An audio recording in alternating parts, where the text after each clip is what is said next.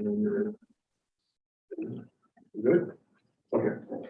All right, let's call over the Board of Library Trustees for Tuesday, December 21st, 2021. Roll call, please. Trustee Gala? Here. Trustee Meadow is absent. Trustee Rule is currently absent. Trustee Smart? Present. Trustee Samari? Present. Trustee Suffolk? Here. President Vick? Here. It's gonna be fun tonight. Any public comments? Liaison reports, friends. So I have 4 things for you tonight. The holiday sale is at the beginning of the month. Proceeds or the total was that we raised was $6,848. So that's about $3,000 more than the last time we had a holiday sale. That was fantastic. Thank you for everyone who helped with that. That was great.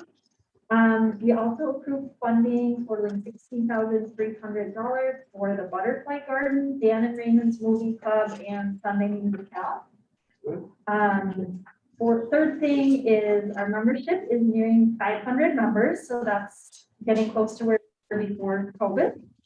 And the last thing is that we are planning to do we're planning to do the 3 large scale sales again in 2022.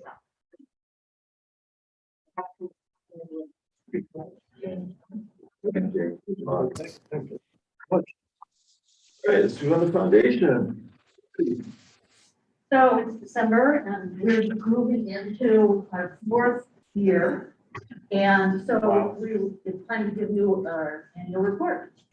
So even though it was a challenge to raise funds during a pandemic and stay connected with our donors, here's what we did. So we communicated every other month via email with many of our donors, let them know what was occurring with the makerspace build out, utilizing pit collage to enhance the visuals while everybody was stuck indoors. Instead of having our gala ribbon cutting open house that we all thought we were going to do last September, to thank our circle donors, we created a virtual court popping event last December, and then we'll resume to say thanks. This year we added additional funding options to our 2020-2021 annual appeal, providing more choices for donors, including senior services, youth and family, maker place, or where the need is greatest. We continue to network with businesses and community leaders via Zoom. These conversations have netted in-kind donations of over $86,000 in 2021, with an additional $27,000 plus in product discounts, bringing our total for this past year to $123,491. This included a $10,000 donation of new doors, framing and hardware for the making place, a $250 in-kind donation from Butch Evanston with an ongoing 20% discount, and a 40% discount from Dremel School Installment, as well as many other generous donations. We committed to purchasing $81,000 of kitchen equipment with discounts amounting to about $40,000.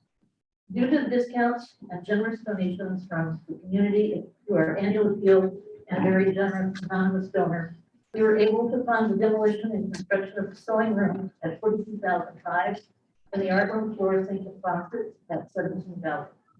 All the furniture in the art room was an in-kind donation. They are. We continue to communicate via email or Zoom with our advisory committee members as communities when they became apparent. They in turn work their networks and were able to connect us to individuals or companies that have provided us in-kind donations or discounts, which we normally would not have received. We were able to recognize our new donors monthly on our library newsletter page. This made people feel connected to something bigger than themselves and gave them hope for the future. We purchased an LED screen located just outside of this room for the recognition of our donors' lifetime of giving that we are paid quarterly. We spent time this year in research and possible grants that might offer assistance to support library programs. Every month we have a different foundation director reporting out on the sign. We've applied for a couple through the staff but have not received it. We formed a task force of industry experts and foundation members to study the possibility of the foundation creating a scholarship program. It will promote the variety of services available through the newly branded Maker Place and providing opportunities for students in high school to 14 schools who have talent, but not necessarily the means to earn trade skills. We also hope to have local mentors available to assist their continued path once they complete their education. To this end, we have met with a local manufacturer as well as connected with the Harvard College Foundation. We'll provide you more news on that when it becomes available. We've developed criteria that we haven't yet presented to our board. We hosted a house for our Circle of Literacy legacy donors at the new Maker Place where staff provided tours. And we offered wine scriptures, swag bags, and silent auction that raised $1,300 to support our operating funds. Several board members, as well as Mike, were honored to attend the Maroney family event, honoring their Maker son Jeff at an outdoor October fundraiser that thus far has raised over $15,000 in restricted funds for use on a Maker Place project. Developed an online annual field that went out in October this year in support of several library initiatives supporting updated Kids World for 140 continuing donors and mailed 220 community members in the neighborhood. We have a new board member, bringing our number back to 9, and a new marketing committee to begin to better tell the many stories around the foundation. We also put a communications committee in place whose job it is to get our message out on social media, manage our website, and quarterly updating of our lifetime of giving. While we have much to do, we are confident in the team we have in place to continue to grow the foundation with continued donor support and our belief that the library's many programs and initiatives make our community a better place. Do you have any questions? What didn't you do? Thank you very much. Thank you. Thank you. All righty. All right, let's move on to approval of the minutes of the regular board meeting on November 16th, 2021. I approve the minutes of the regular meeting of the board of the Allen Heights Memorial Library for Tuesday, November 16th, 2021. Second. Any comments, questions? Okay, all in favor, say aye. Aye. Opposed, nay. Very good. All right, let's move on to review of the financial report for the period ended November 30th, 2021, item 2. Okay, on the revenue side, our real estate tax revenue totaled $8,055.61 for the month of November. The library has received 97.5% of property budgeted property tax revenue. Our copy and printer revenue totaled $3,209.07. Our collection fees for late items was $30. Our lost item charges totaled $1,022.67. Our November interest was $258.68 in our operating budget and $148.27 in our capital budget. Our donations totaled $979.04. Our Friends of the Library reimbursed us $12,697.64. And revenue collected for vehicle stickers totaled $189. So our total revenue collected in November was $27,301.34. On the expense side, we are 92% of the way through our fiscal year. We spent 78% of our total operating budget.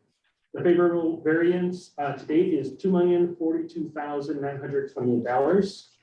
Our makerspace construction is complete. The total expense to date is $1,019,360, and we are projected to be under budget on that project. And 97% of the total annual capital budget has been spent at this point. And I have to the financials. I have a question.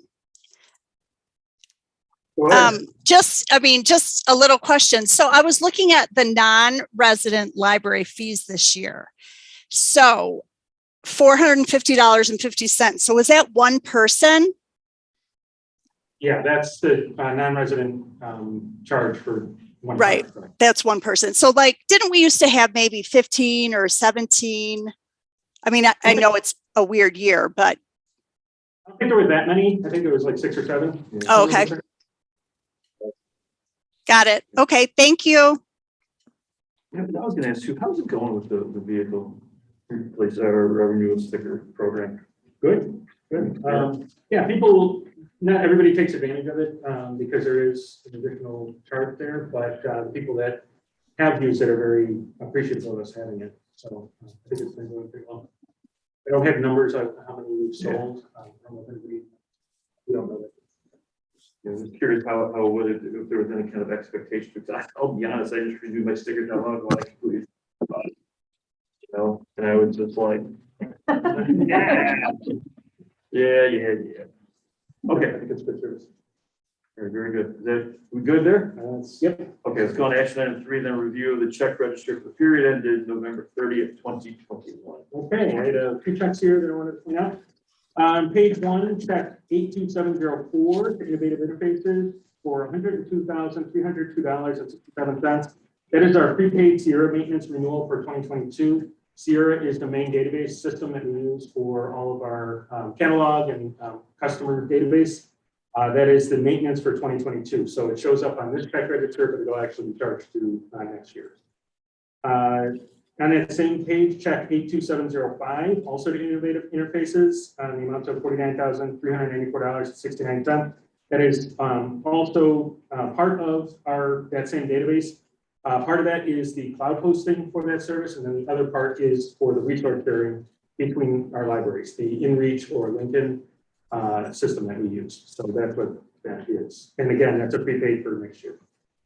On page 2, check 82741, Qualtrics. This is a prepaid for the employee engagement survey that we started on. So you also see on page 4 that same check number in the amount of $250.83. That is for this year because we shifted it up a little bit. So we're paying them for service this year, a small portion this year, and then the rest will be coming in the next year. On page 7, check 82656, Chicago Cooling Tower in the amount of $9,600. That is for the cleaning and maintenance of both of the cooling towers. Page 9, check 82767 to Andrew Wang in the amount of $5,600. That's an author visit. That's for 4 days of virtual school visits and then 1 library program. And that took place December 6th to the 9th. And on page 11, check 82655 to Charles M. Schultz Museum. That in the amount of $6,600. That's for the exhibition rental fee for Snoopy and the Red Baron. That's the final payment. The first payment was $4,250. That was made in October of 2019. This exhibit was pushed back because of the pandemic, and that was reimbursed by the Friends of the Library in June of 2021. So thank you, friends.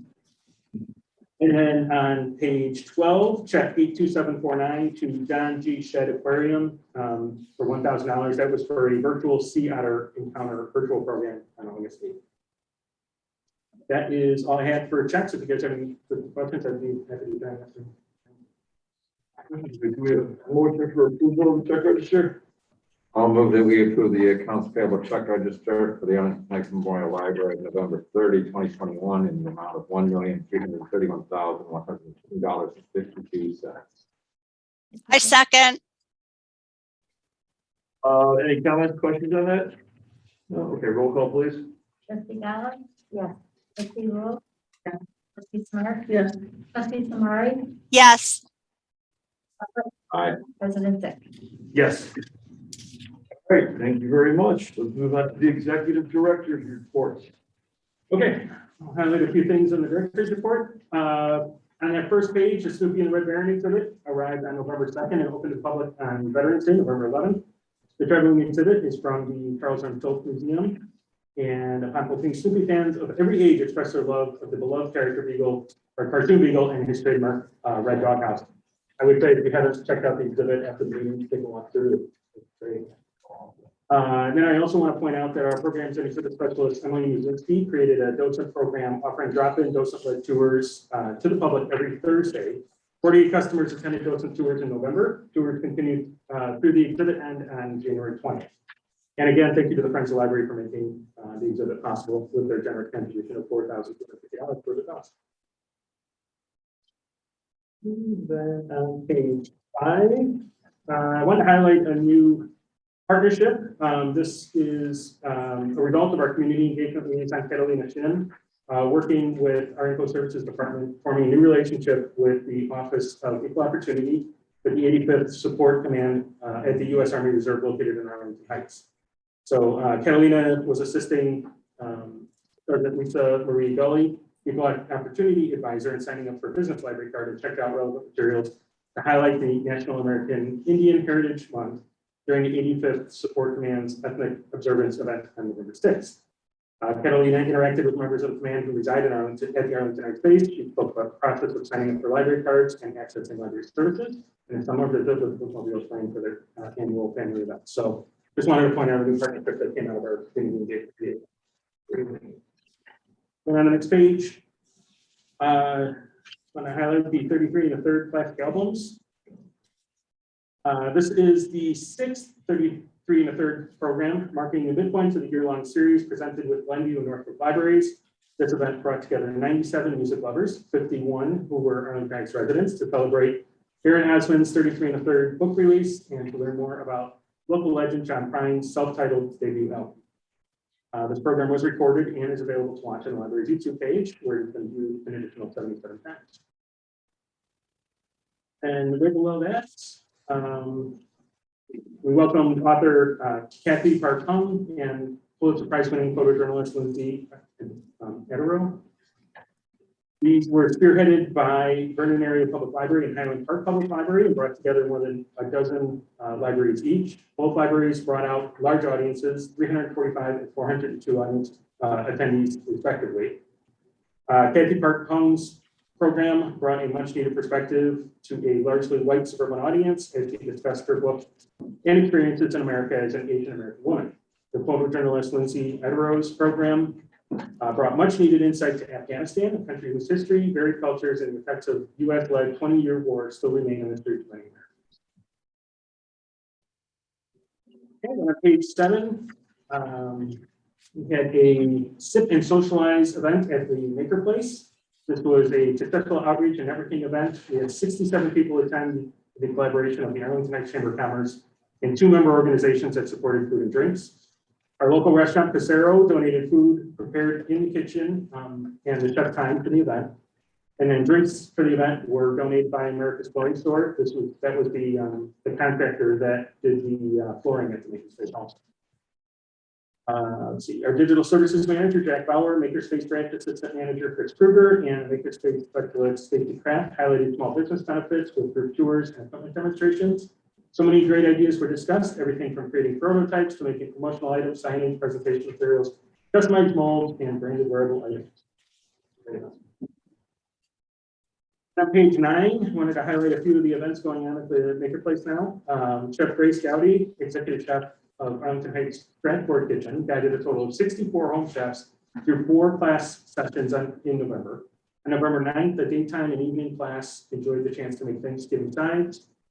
And then on November 18th and 23rd, Chef Grace offered sessions of fall pies, 1 pumpkin and 1 apple pie per table. And everyone shared tips and experiences, and attendees brought home generous amounts of the food prepared and a packet with the recipes used in class. Okay, well, that's a question. How does that work exactly? Is that something that we're sponsoring, or that's something, and we bring them in and we pay for them to come in here, or do they sponsor it? We've been paying typically. They're guest stuff. Yeah. Right. Okay. Which we've always done here in the past, right? And then on the next page, I just want to highlight the first hands-on food program at the Maker Place Kitchen. We had 15 Arlington Heights residents gathered to make a take-home delicious cranberry jam, as facilitated by Andrea Pratt of My Kitchen Platter. Customers were able to mix, boil, and combine ingredients, and all customers walked away with our jam and a recipe that was used in class. Mike, what is the limit for a cooking class in that room? 16. Yeah, I've heard great things about those classes. Especially, well, I have some friends that went to Grace's class, and I thought, they said it was great, and I'm sure they're learning more about the right kinds of food to prepare or highlight, because some obviously is, takes a lot more equipment or a lot more time, but they were really impressed. So that's awesome. And I just wanted to say that I was really impressed this month in all the outreach, like the Fudabaki School, that's been part of Arlington Heights for so long. And there's such a large Japanese and Asian community. So that's really great. And then Stonebridge as well. Is that the largest apartment complex in Arlington Heights? I mean, I'm thinking it is, but what a great way to make it easy for people to access the library. And I wonder if, what some of the other complexes that might really benefit from some of our outreach service. We do partner with quite a few, especially with our bookmobile. Yeah. I know they have stops at a bunch of them, but I mean, that's really terrific.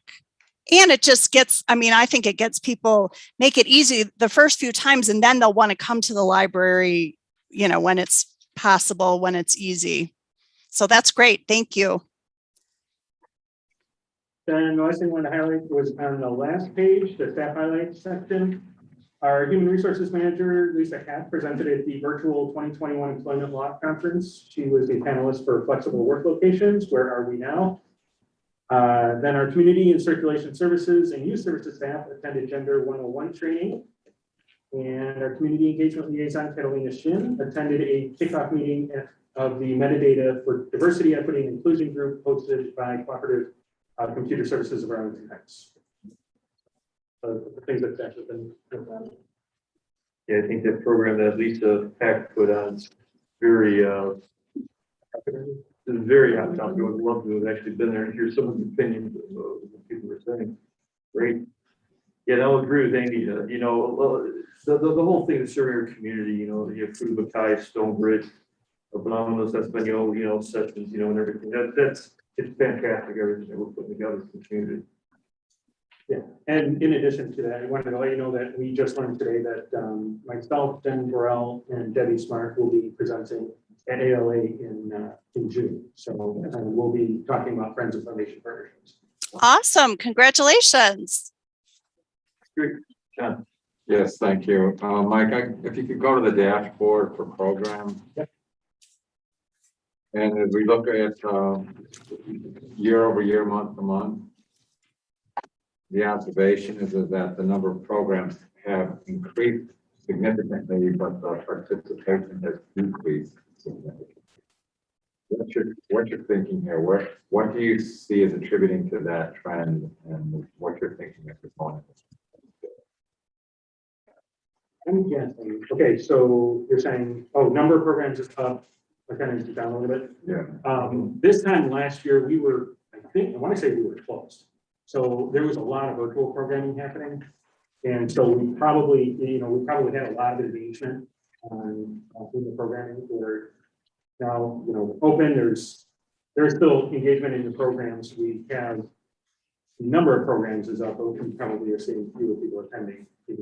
Well, and I guess if we're thinking, thinking out loud, we're observing the year over year popularity of the virtual program seems to still get traction. Yeah. If that's effective, then that's certainly something that we could consider strategically. Yeah, we're trying to strike a balance between virtual and in-person. The in-person stuff has been pretty popular of the things that we've done. We are seeing people wanting to get back out. So we are trying to strike that balance between in-person and virtual. Because the other concern is the labor the labor that goes into developing and then producing the programs is significant. And if you're feeling you're getting the necessary return on by attendance, then that's great. But I just see a lot of effort going into programs that are less attended. Mm-hmm. I mean, just on this sheet of paper. Yeah.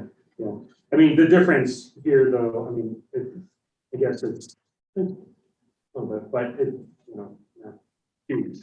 Well, again, if the point is that if we're getting traction on virtual still, so that's still on the radar. Yeah. I know you're introducing live programming, at least for now, and we're seeing some modest gains there. But again, the return for the effort, making sure that people feel that the program attendance supports the effort that's going into the program. I think one thing that really stood out, and it's going along with what you're saying, John. So when you looked at the library's visits, obviously they've come back from where they were at the beginning, middle of May or 2020, but they're still not pre-COVID. They're still not pre-COVID numbers. And so that's why, I guess some of it has to do, obviously. Well, the downloadable actually, is actually going down, things like that. I think we just have to kind of pay attention to what's going on with those numbers.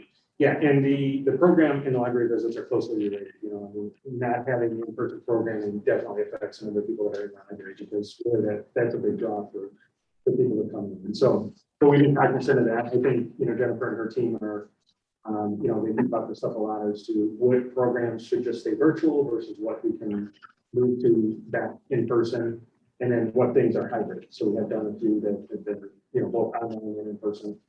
That's a little bit more challenging, but we did it for the OBOB author. So it is kind of a balancing act. But we have had those, we've been having those conversations internally on numbers and, what's appropriate to do back in person and that. Okay. Have you seen a difference in the last week or two of our numbers dropping specifically? I know that I just received information from a meeting that's planned for early 2022, and they canceled it until 2023 due to the new outbreak. I was curious if we're seeing. This is a pretty slow time anyway, and last year we were closed at this time, so it's a tough comparison. But it's been pretty quiet. Yeah. I don't have the numbers this week versus last week, but I'd imagine it's probably a little bit more. All right, very good. Anything else? All right. Well, let's move on now. Let's move on to item 4 for the Kids World Refresh updates. Okay, so we wanted to bring this back to you, just kind of keep you guys in the loop on what we're thinking, continue the conversation. We did talk about this at the September board meeting. We kind of talked about the initial concept. In this memo here, we outlined kind of the main objectives of what we're looking to do with this project.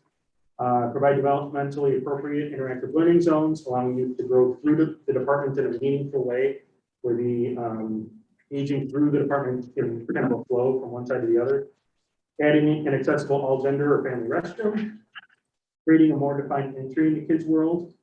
Adding a calming or private space. Creating a designated area to consume snacks. Adding sinks in the Lindsay room, and then adding conference room for teens. And that's a project alternate if the budget allows for that. We'll do that. So Andy is here from Williams Architecture, and we'll be talking through some of this now. So I'm going to go ahead and bring up his presentation.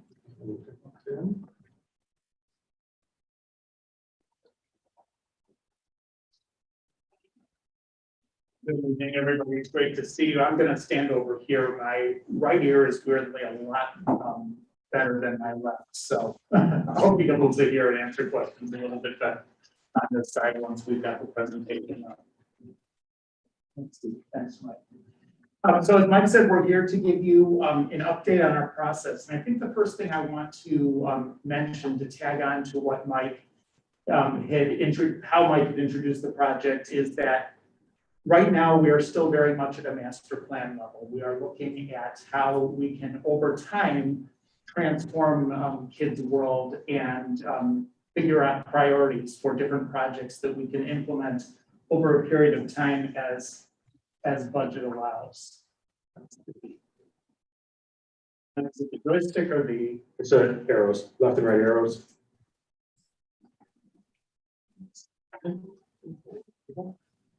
Here. We just keep, or I can just say excellent. Go ahead. There we go. So again, this isn't so much specific design that is coming as it is a roadmap to achieve all the things Mike talked about. We'll be happy to answer some specific questions about that as we go through this. Part of this process in later phases is also to update some infrastructure like lighting and ceilings, and eventually staff spaces. That's part of the larger plan that we want to think of comprehensively. So what we want to focus on tonight is just overall layout, developmental flow, what we're thinking about for this first phase, a timeline. First, we get your feedback. Next, please, Mike. So we start with an overall layout. This is basically a top off the box view of a reorganized and refreshed kids' world space. And to talk just very quickly about some of the elements. The entrance is where it currently is, but set back. We have an option for automatic glass entrance doors. As we get to the budget, you'll see we're carrying that as a separate line item. So that's not something that we feel is essential to the project, and is certainly something that we can continue to discuss. Areas that are specifically being addressed as part of the initial phase 1 project are a refreshed tween zone very close to the entrance. We heard some feedback at the last meeting and update with you that the idea of a youth cafe was a bit strong of a word, but we needed to preserve an area where kids could eat, have a snack and be messy. So we've got a multifunctional area that we're just calling a snack zone for right now. In line and on axis with the entrance is our interactive zone, where we're looking to engage a wide variety of ages and families with some new interactive elements. We're looking at providing new flooring and new sinks in the Lindsay room, in addition to yet another storage and utility closet. The service desk remains as it is. And then we have a new all-gender accessible restroom and a wellness room for nursing for folks to be quiet and that sort of thing. And throughout this, we've really spent a lot of time with staff, and Trixie and Maria have been wonderful and really thoughtfully giving us feedback into developmental flow and how the overall space should lay out, which we'll talk about a little more in a second. Next, please, Mike. If you could just hit one more space bar there. One of the things we want to make sure we talk about with all of this is we know there's sometimes a lot of questions with the entrance and what is the sight line.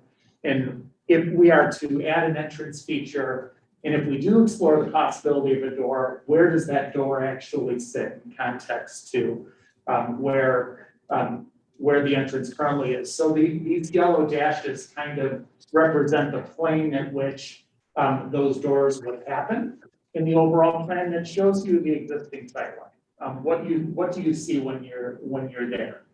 So you would have the interactive area at the end of the axis. You still do have a bit of a view of from the service point. That doesn't really change, but we wanted to make sure we showed you that, and it's something we're thinking about as we develop the plan.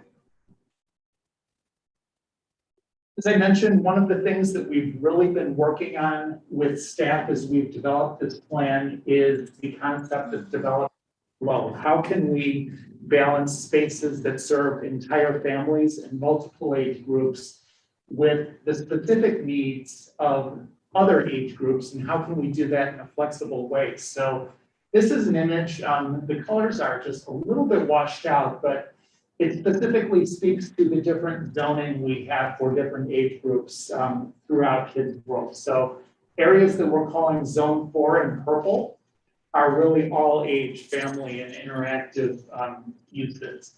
Zones 1A and 1B, as we sort of get to the back of Kids World, are comprised birth through toddler and preschool to pre-K areas. Then our Zone 2,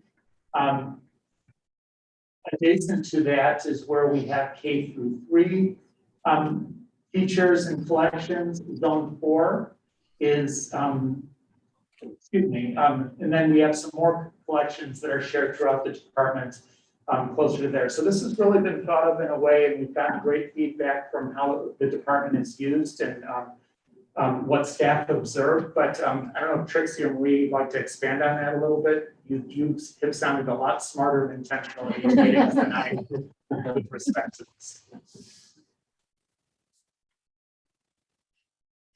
You're smarter than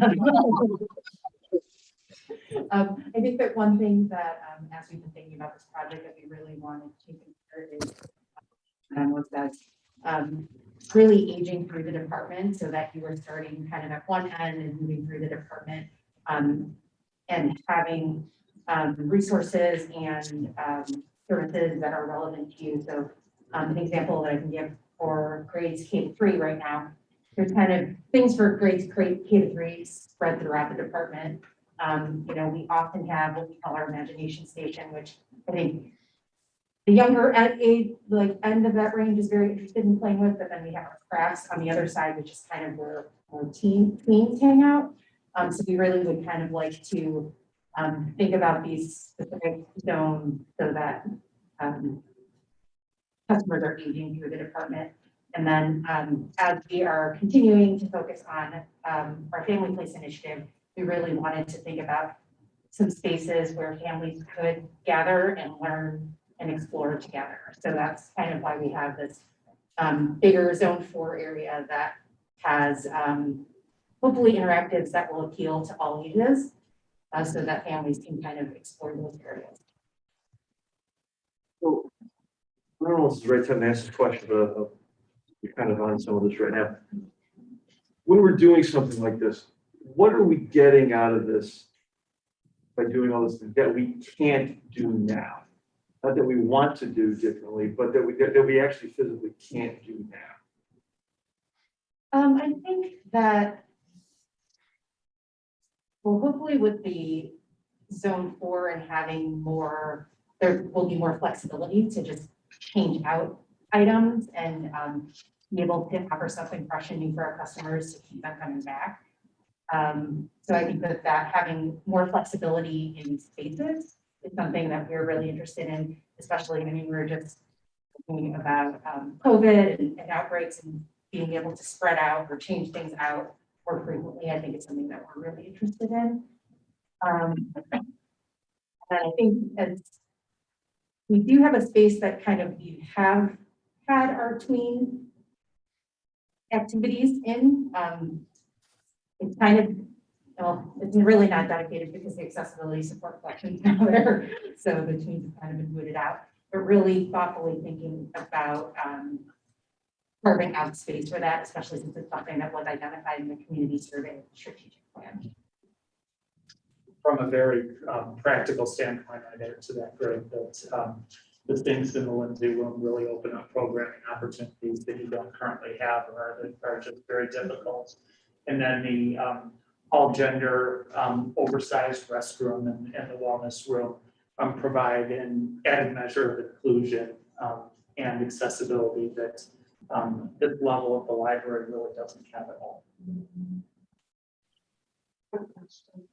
Am I seeing, so I know that currently the bathrooms are accessible by the sort of hallway in the back. Is that staying?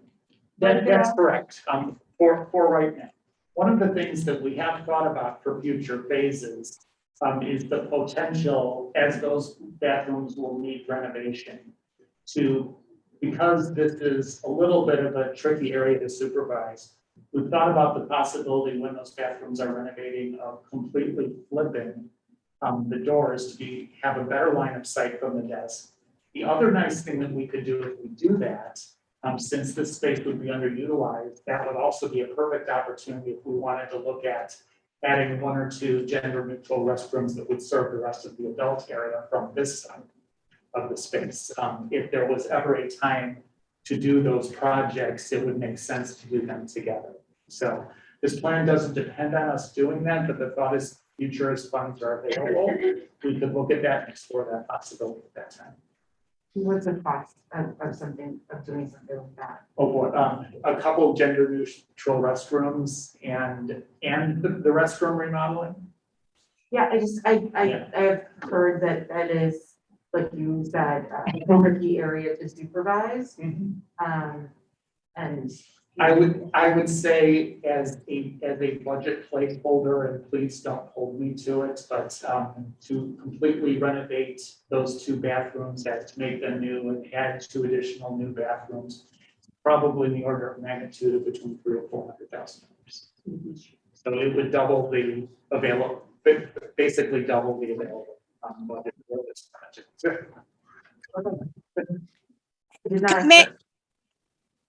May I? Yeah, go ahead, Amy. Okay, I was just going to ask, I think probably Trixie. It's sort of dovetailing off Greg's question. right now, what parts of the kids area do you think are less utilized than should be? Like, is it what I'm looking at as zone 1A right now, like kind of that back corner? Or obviously we don't have anything specifically for the tweens now. I'm just curious, like, which gets most used and which do you feel like we haven't been serving?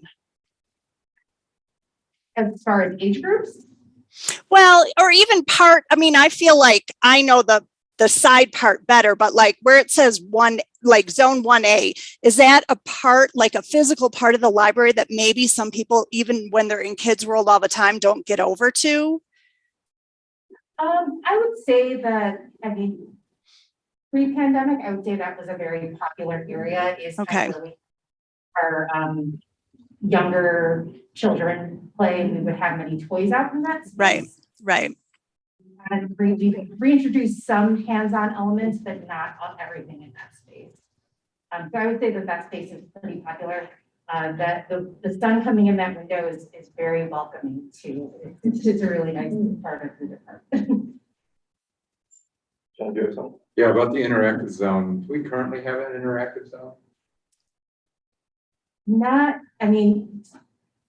No. No. So that would be Not good. probably, but And we do have some interactive features sprinkled throughout the Yeah, department. right. What this is going to be, you know, we talked about the, what's it called, the light break? Everbright, thank you. Wall against that back wall in zone 4. We're talking possibly having an overhead projector that will project an image on the ground that's more interactive. So it's kind of those more enticing interactive features that will draw people into the department. Or do you have enough space?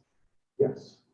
So I think you're going to get to that, right? Yeah, we've, these are great segue questions into some of the detail images. One more segue question, then Andy. So now we have, well, like zone 4 is 1, 2. We have 4 customer service desks in this area. No, it's just one. The other half circles are seating elements. Seating elements. Thank you. Thank you. That's a good question. That's a little confusing from the other. Okay. Next, please, Mike.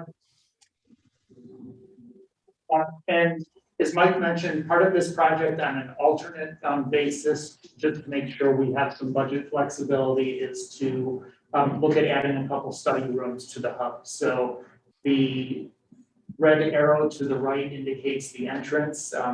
Katie in our office did a really precise job of photoshopping the hub graphic onto that window, which we can barely see, which is sort of a bummer, but I promise you. But adding those 2 study rooms we're proposing as an alternate is something that will give us a little bit more budget flexibility. And then we wanted to just take you through just a series of extremely sketchy, what I would call character images of what some of these will feel like. As I mentioned, no colors are specifically determined, no materials are determined. A lot of it is going to be budget driven, but we want to better define the entrance with some graphics, with some branding and lettering that's consistent with the rest of the library, but gives Kids World its own character.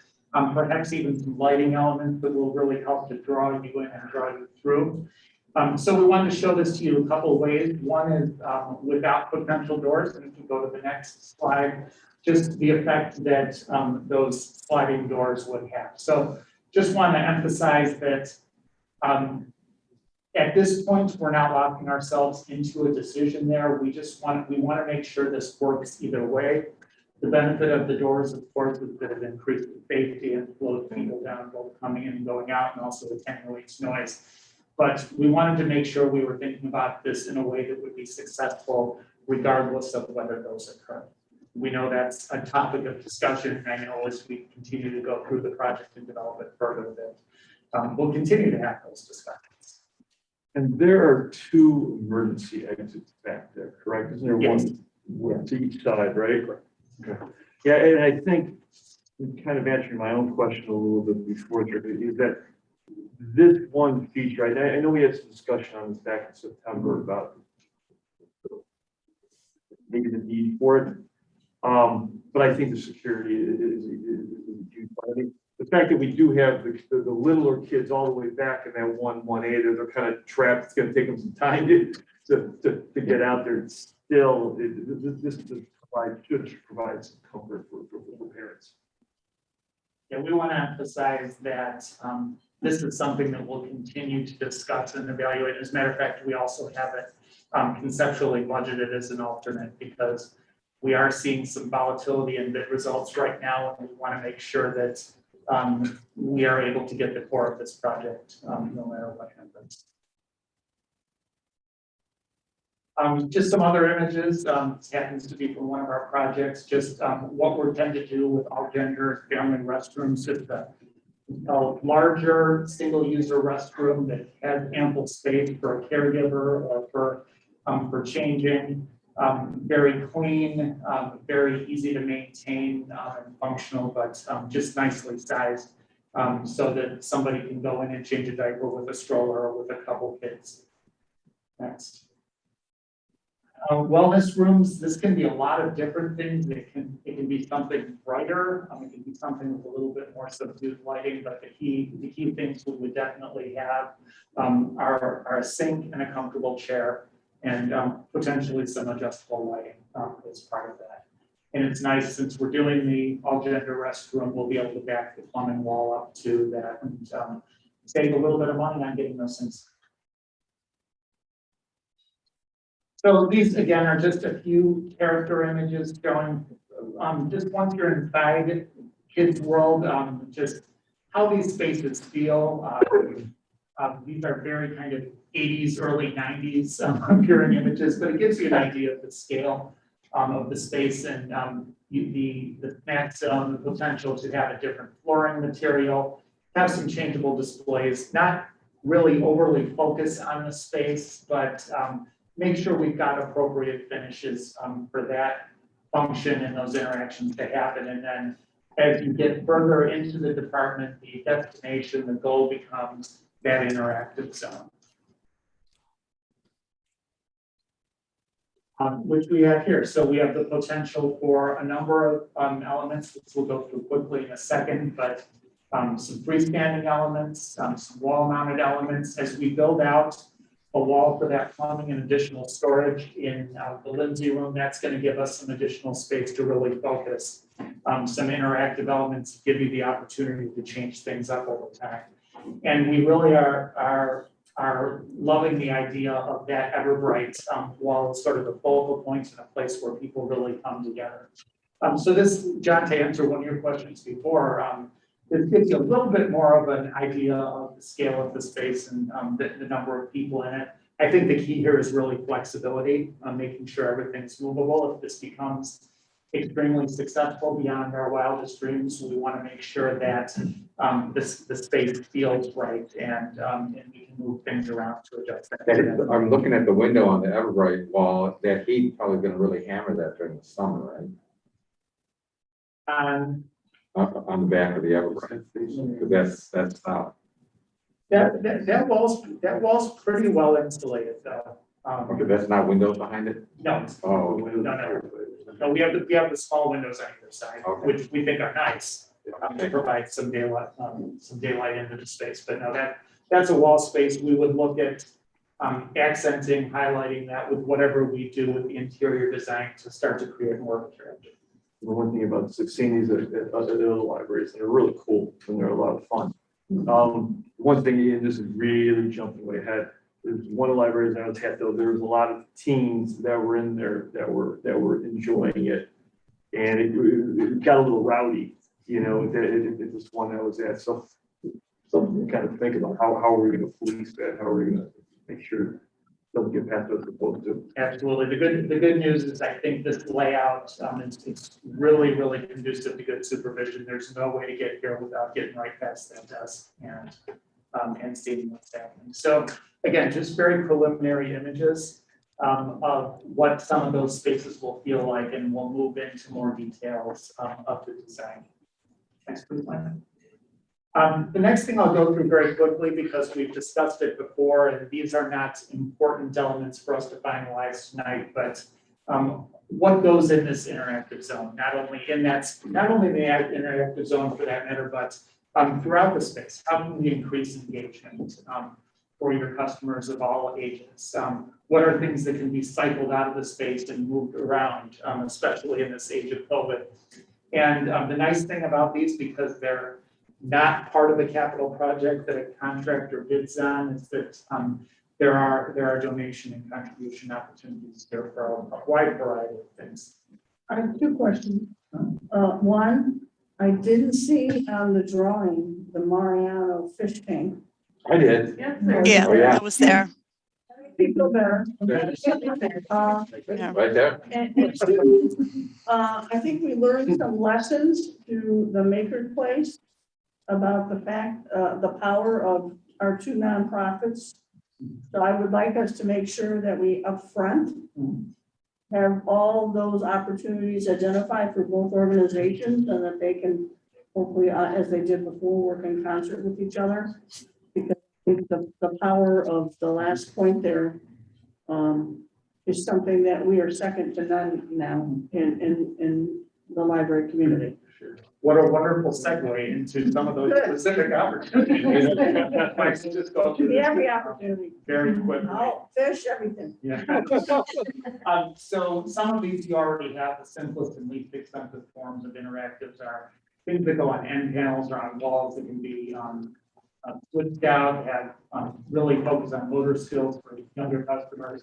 And again, this would supplement things you already have. Then next we get into standalone elements where they can engage multiple youth customers at one time. These are obviously more flexible in placement.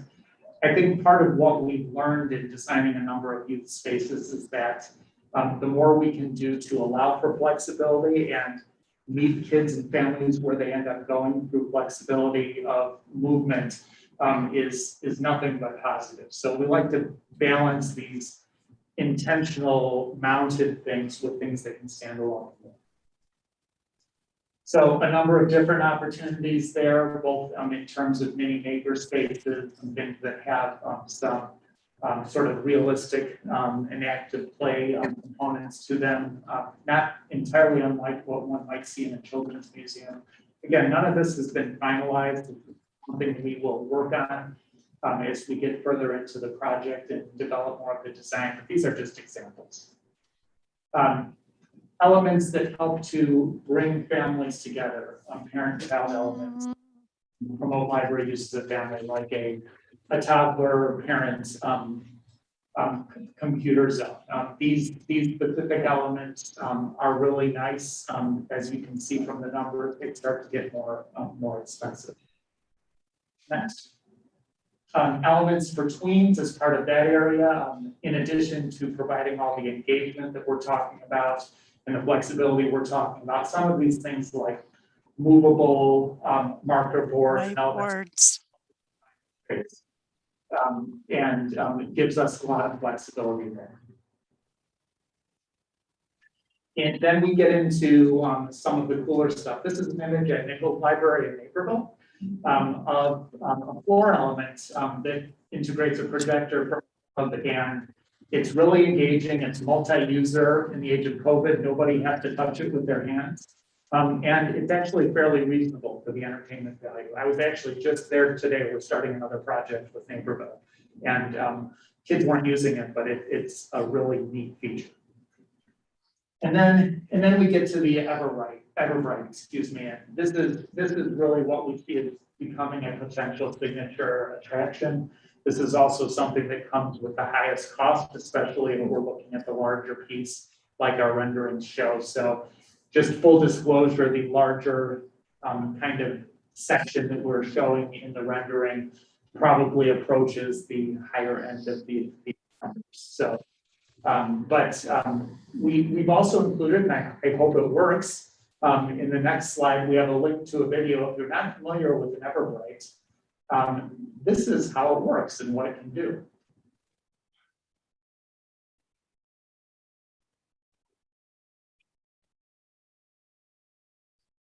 Nope, I don't think it's gonna work. Sorry, but imagine if you would. I can email Mike the YouTube link from this, but it really gives you an idea of how this works, how folks engage with it. in a way that's much easier shown than I can possibly describe. I just had a question about that, Everbright. You had mentioned that other libraries, so you've seen these in other, organizations that they have, so, just curious, do you know their lifespan or if they're, You know, I have not personally worked with one of these before. I have heard that we should expect between at least 15 years out of this. The nice thing is that they're LEDs, so unlikely to burn out. You know, as with any electronics, there's risks of boards malfunctioning and needing to be replaced. But the idea that we would need to replace this in a sooner term because it just didn't work is pretty unlikely based on how I understand the technology works. okay, and it could be, again, I know you're not a Yeah. salesperson for everything, Yeah, but, just understanding that it could be interchange, for those that know about, like, it could be, Yeah. you know, if it breaks or little components can be interchanged easily. Yeah, with minimal cost. I'll find out more about that. My understanding is that they can, because these are intended for public spaces where people get together. And they're really touched quite a bit. As a matter of fact, I think I saw one when I was at the City Museum in St. Louis last month, and they got small. On one of the floors. I should have looked at it a little closer. Andy, did you have a This question? probably sounds like a silly question, but like, I mean, is it that you can change the, I mean, what does it do? Like, at the moment, it looks like I you wish just I turn had it that on video. or off. Like, it's a blue one or a purple one, and you turn it on or you turn it It's, off. But like, it changes colors. It allows, you can program different, messages. I mean, it's basically a really low resolution pixel display. Okay, okay. So I was like, what is it other than like some, It's Cool patterns. amazing. I mean, I wish the video would have worked. It would answer all these questions. Sure, sure. Yeah, let me, I think I found it here. Did you? See if I can bring it up and share. Okay.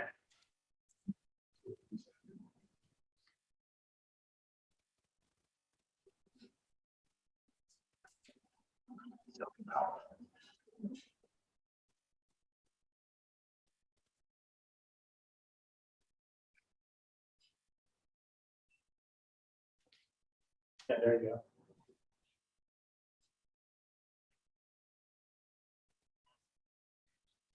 Oh, you turn it.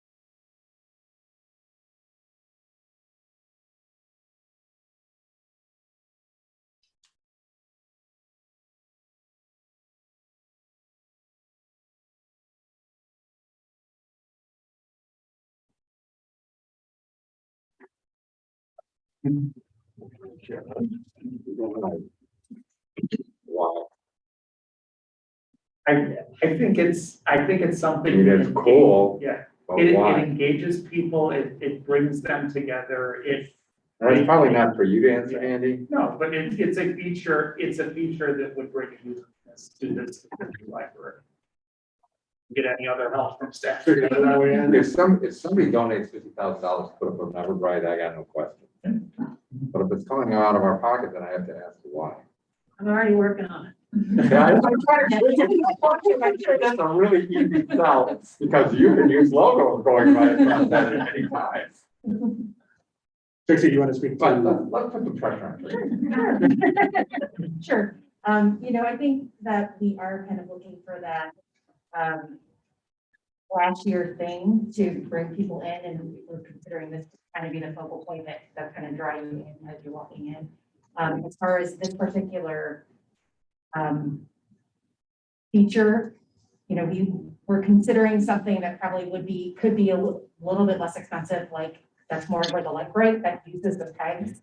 But, you know, thinking about having hundreds of pegs, you know, so I think that as far as something that we would want, you know, we wouldn't want to have many little pieces. So we have this very dramatic visual at the end of the hall that's attracting people like fireflies into this room. And now we've captured this audience. We're going to do something. Yes. Yes. It will be visible, it will literally be visible from the other end of the library. It'll engage interest, it'll keep people coming back. The other thing I'd add to that, thank you, Tracy, took a little heat off of me, but the other thing I'd add to that is, let's see, where was I going? We've seen a lot of children's departments done with very, very strong theming in these fantasy worlds that get into specific characters, like what Chandra has, if anybody's familiar with that, kind of this capsule, and these things that kind of age out, and even if they're perfectly serviceable and good condition, kids and parents get bored. We like the idea of something that is more interactive and more engaging and changeable, that is less likely to kind of age out over time. Now, is it possible that people will get bored with the Everbright? Possibly.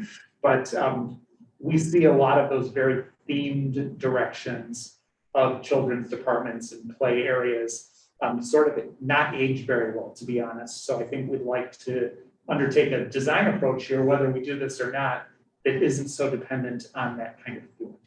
There's actually a book that they already have out for kids and parents to do designs on these. It's a couple hundred pages. Yeah.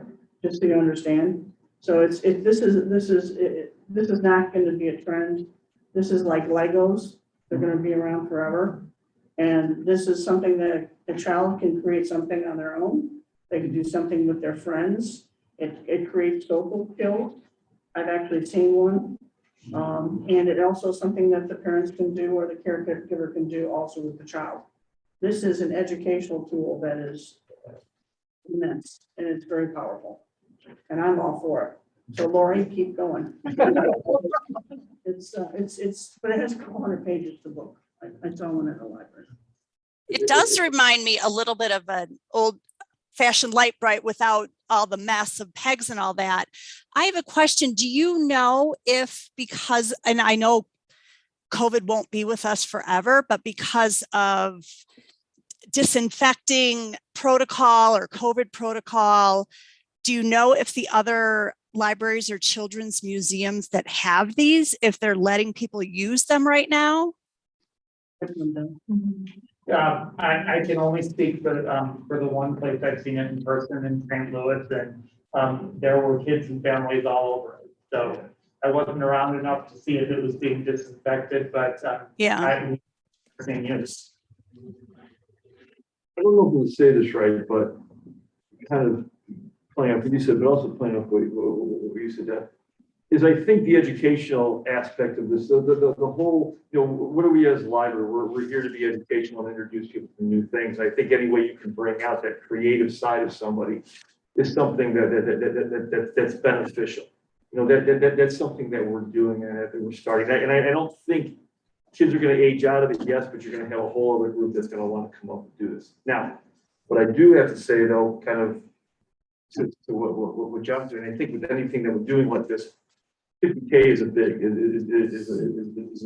nut that you're talking about. So we have to make sure, and I think I'm preaching to the choir, but I'm just going to say this anyway, is that we're putting it all together and getting the most bang for our buck. If we feel and if the foundation or friends can help out with things like it's fantastic, awesome, but obviously we're way too far away from figuring that out.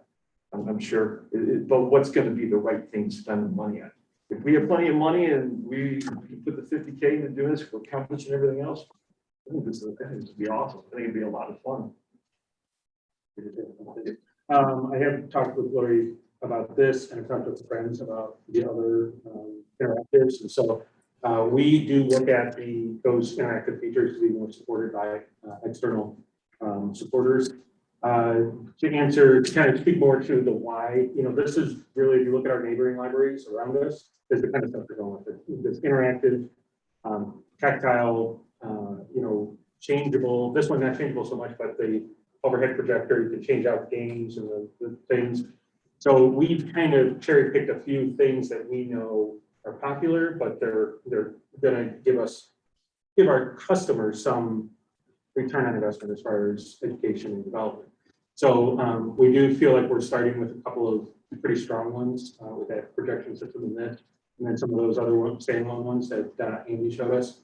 And we are getting support of our friends in the foundation. So and here's another reason why, John, the library doesn't think I get the subject back up. So you're gonna mesmerize them with visuals. No, but I do hear from our residents that have gone to other neighboring libraries for the kids department because they have these interactive things that their kids can play with and enjoy. So we're not doing we're not doing playground equipment, we're not doing anything like that. This is stuff that really does have some educational value and some development. Thank you. Go back to the slide deck, please.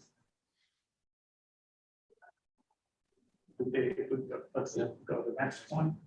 Okay, so let's go a couple more since we just saw the video. Go back or Forward, sorry. Next. All right.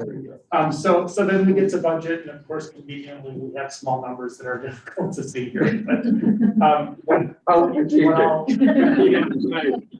what I'll talk to everybody through is that it was made very clear to us that the library's budget for this project is $400,000. So because we're early in the process, we don't have a fine point on the exact cost of the project. We're expressing as a range. So between construction costs, which includes some contingency and escalation because we know we're in a bit of a volatile time, professional services on folks like us, folks and others you need, and then just a bucket for professional moving and graphics. The total project budget without any of those interactive features, we currently see is between 311 and 388,000. So we're intentionally trying to slide under that 400,000 to give you a little bit of room for some of these interactive features.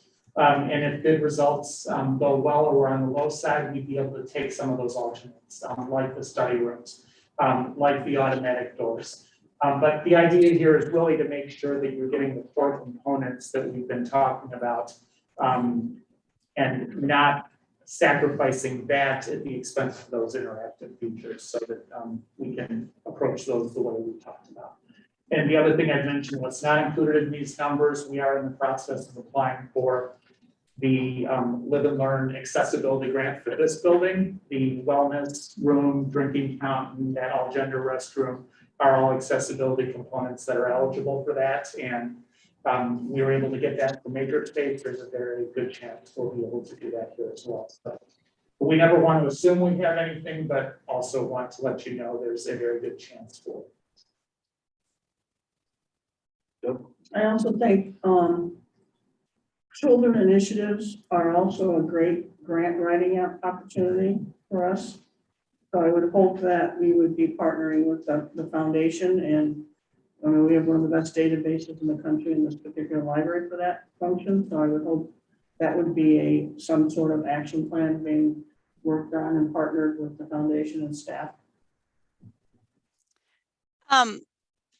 I want to say that I love the idea of the hub conference rooms, or I can't see what they're called now. I think I was at the library 3 times last week, and I know it was finals week for 214 and Viator. And it was packed with students. And I mean, kids have a lot of interactive study groups and whatever. And, you know, they were in all parts of the library, which is great. But I think I really like that idea. I think that's something that if we could fit that in the budget, that would really, I think, be helpful to our residents. And I also, I really like the restrooms that you put in. And if we could do another gender neutral or whatever, that'd be great too. I don't know, personally, I would rather have the study hubs than the glass door, but you could convince me if everyone else thinks differently. Thank you. I think what we've learned with budget, especially with costs becoming more volatile and supply chain issues, no matter what's in the project, we have to set it up to give you options, to give you flexibility and alternates to pick and choose based on good results. And that's exactly what we're trying to do here. And as we get through the project, we very well may develop more that we talked to you about to give you that additional flexibility, to give you more options. So when you get those bids, you're making a decision as to the final scope of the project. You want to speak to these numbers a little bit more, maybe about the contingency that we have in there? Sure. So the top line numbers, again, those are ranges right now. We're including factors for supervision if the project is bid to a general contractor. We're carrying about 15% in design and construction contingency. And those numbers also do have a 5% escalation factor from what we would expect with current bid results. Although, to be honest, what we're seeing, that 5% is already there. So just we always want to be careful to say that we don't know what the future holds in terms of bidding and market pricing, but we have built cushions into these numbers to account for things we don't know yet, things we may discover during construction. I don't think it's going to be as challenging a project as Maker Place was because we know more about the building and we're not getting into other structural elements. But those numbers are really captured here. We want to make sure that to the extent we can, we're planning for a realistic budget. And we'll, as we go through this process, we'll continue to update on you on that. And eventually it will not become a range, but here's where we think we are with this.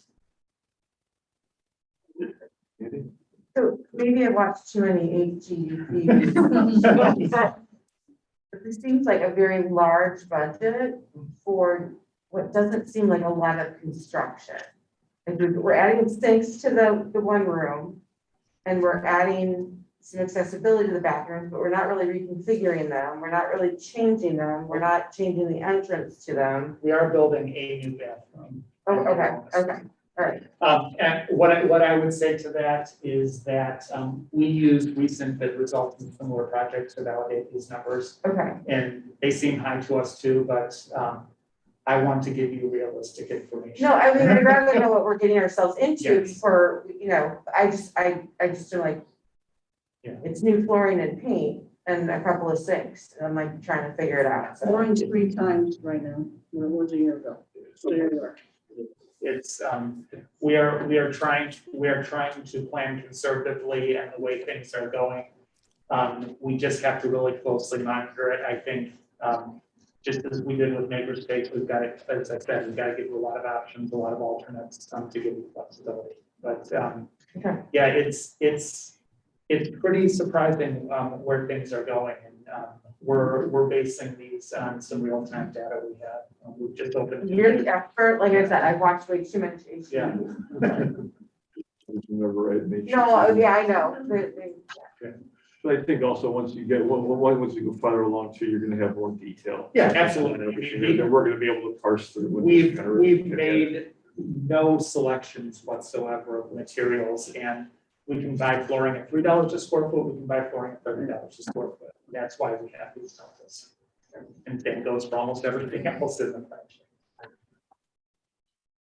I know we really like the light board and it's really cool. And I think it's probably absolutely 100% what we'll go with. But I just want to ask, is there your second choice, if we couldn't do that you think would bring people in? Have you talked about any other things being the draw other than that? Victor, Maria, you want to address that? Lori. We got Lori. Yeah. I mean, we did look at a light bright that used pegs. So, I mean, I think that was kind of our other choice. We also looked at something that was more of a projection screen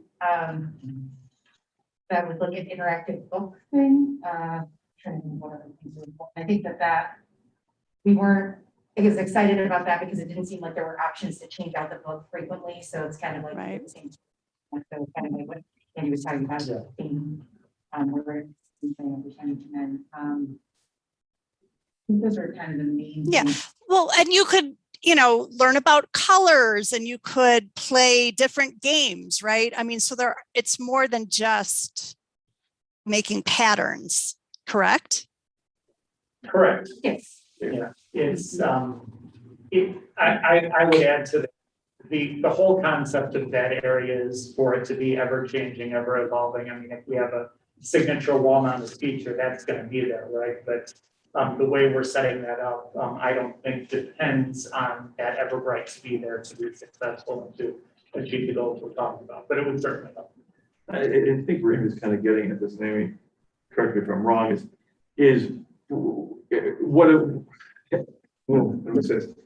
what else do we have considered, and I'm not asking for an answer right now, but, if this does prove to be too much, you said it before, we're trying to get those numbers up. So what are we doing? What else have we considered to be able to do this, that maybe the budget doesn't have to, go so as high it is we're looking at right now. There's another way to put it. For $50,000, no, this will date me. You could get Raffy. You want to get people to the back of the room, put Raffy in the back of the room, singing songs, and all kinds of people back up. I mean, again, what's Performance stage is what you're saying? yeah? I mean, what's driving the decision to put up an Everbright? I'll say, I mean, I think there's difficulty finding an interactive element that appeals to all ages. I mean, if you said a video, it was adults actually all playing, Yeah. engaging. And I think that is what is so appealing to me about that specific element, is that we know that it is going to be successful for all families. It's easy to use, so it's also very accessible for anyone. The pegs might be difficult for somebody to access and maneuver, but you can be successful using that Everbright. We can do challenges like that, so there's like different books. We can do a challenge to keep it fresh all the time, like with a family, you can come and engage with them. There's just not that many things that you can do in our library series, I think, that are engaging for everyone. Plus, I think the sensory component of it is very compatible with our recent initiatives that we've done in the area of the Good children's idea. area in regards to our underserved and challenged community. So, I mean, the one I saw was It's being true. used to play chess, to be quite honest with you. There was a father teaching his son how to play chess. It was amazing. That's the exhibit I saw. And I don't think anybody's talking or saying that it isn't a cool thing. It doesn't have a lot of positives. I guess it maybe, it's not even just so much interactive. What else is there to draw people? What else is there to draw people in? Because we want to draw as many people. We want everybody in the village to come in here and use this as much as possible. Are there other alternatives and things that we think that we can do to utilize that space? Absolutely. I think this process as we move forward, well, actually, it's a good, kind of a good segue to schedule and next steps.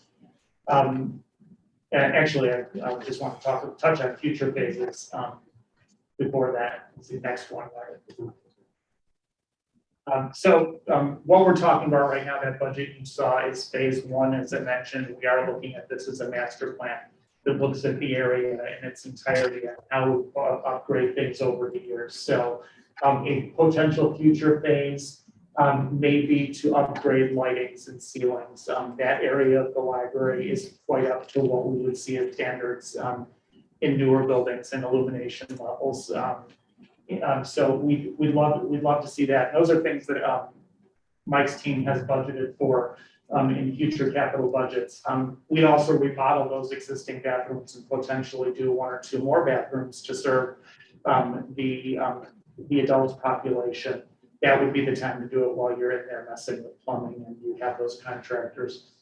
And then a future phase, one thing we just really haven't talked about at all, but at some point we're going to want to have spaces. And and I think it makes sense to address that later.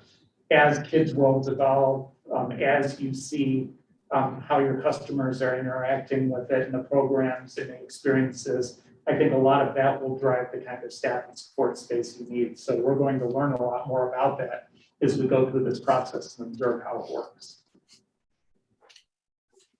Then we have schedule. So as I mentioned, we're currently working with Mary Hastings' team on putting together a Live and Learn grant that is due in the second week of January. We can't award construction bids for this project until the grant contract is signed if you are awarded that, which is usually in April or May. That's not going to be a problem because it will take us a few months to get through these next steps. So we're thinking that if you want to move forward with this project, we would bring a formal proposal to you at your January meeting for our services to implement this phase 1. We'd be working on the design, reporting back to you, putting documents together the first half of next year while we put that grant, while we learn about the grant. We tee ourselves up to bid in April or May. I don't think we want to construct it in the summer. It puts you in conflict with a lot of school projects and you tend to see some inflated pricing, but we look at starting construction, I would say after Labor Day. This is a project that, assuming we don't have any delays in materials, that the construction duration should easily make sure we're done and paid out by the end of 2020. And then who knows for future basis, it'll depend on budget and time. So that's what we had for you tonight. A lot of information. I'm happy to answer questions if there are any more, but wanted to leave with one thing. I wanted to thank all of you as a board and as staff for our experiences together, not only on this project, but on Makerspace. I personally and our firm are thankful for the opportunities we've had to work with this board and this library and be a part of your journey. It means a lot to us to be involved and looking forward to doing more fun stuff in the future. So thank you, and I'm happy to answer another. I just have one question. Is the fall the quietest time in the children's world, in the kids area? Yes, I guess what I'm trying to get at is, are we limiting the disruption to our customers? Tracy, you want to speak to that? Sure. Yes, I think that picking, but what we had kind of discussed is starting after Labor Day. And we thought that was a good time because kids would be back in school, so they'd be using the, in the department less as far as coming out of the busy summer time. And potentially the weather will be warmer out, so children will be still be doing things outside with clothing in the winter when there are less things to do. Got it. Thank you. The best times to start any library renovation project are either in the fall right after school starts or at the very beginning of a year in January. And since we're obviously not on that timeline based on where we are, unless it gets pushed way out, I think fall is going to work best. And as Trixie said, you've still got weather that's nice enough for kids to be outside, so they're not forced inside to a space that you're trying to remodel, at least through the majority of the winter. Good. Good. Thank you so much, everybody. Thank you very much. All right. Okay. This is the fun part. The action item 5, approval of the fiscal year 2022 Illinois Public Library per capita and equalization aid grant. I move approval of the 2022 Illinois Public Library per capita and utilization aid grant.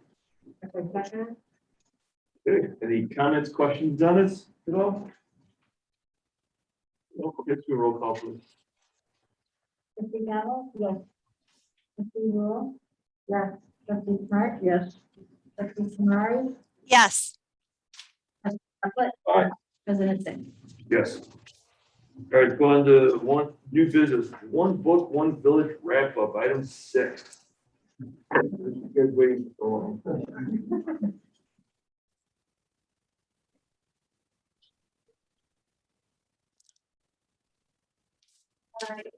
Mike is gonna go ahead and pull up our lovely infographic that has some stats that we'll be going through with you tonight. So we're excited to talk about One Book, One Village, and just kind of let you know how the initiative went this year. I am Elizabeth Ludeman. I'm an info services supervisor here at the library. And with me, we have some of our One Book, One Village planning team. Yeah, so my name is Megan Young. I'm the programs and exhibit supervisor. I'm William Poland, I'm communications and marketing. And then also supporting us and here to answer other questions you might have in the audience, we have Elisa Stanfield, an info services advisor, Cindy Hammond, who is a collection supervisor, and Gosha Violetska, who is a curriculum supervisor. All right, and so here we are. So thank you for having us, and thank you to the board and to the library administrative team for supporting One Book, One Village this year. And then also in particular to the Friends of the Library. Really glad to have additional funding from that group as well this year. All right, so this year, our goal, we did set out to select a nonfiction title for our community read. And we were really fortunate to come across this book, which was having really a resurgence in popularity. It allowed us to do a couple of different things. To showcase our maker place with some select programming related to food, preserving, and also some sustainable making. It also allowed us to work with youth services to bring in a youth component that was compatible with their workload. That included some companion titles and a few tie-in programs.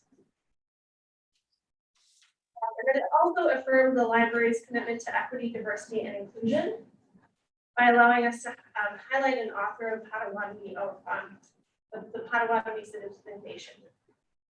And ultimately, this was a really serene and hopeful book that resonated with a lot of people. And we really did see a lot of positive and appreciative comments throughout the year. I'm going to take this a little bit.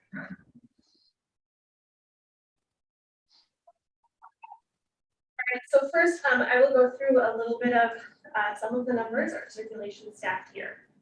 So we did engage over 1,000 readers this year. We had a total of 1,093 checkouts. While this is a little lower than recent years, it's actually very comparable to the last non-fiction title that we did without the extended community vote period, which was the Geography of Genius back in 2016. And then considering that library visits overall and circulation are slightly down, we're really happy with that number of checkouts. You can see in your packet and up here a little bit of a breakdown of the circulation, and that includes companion titles.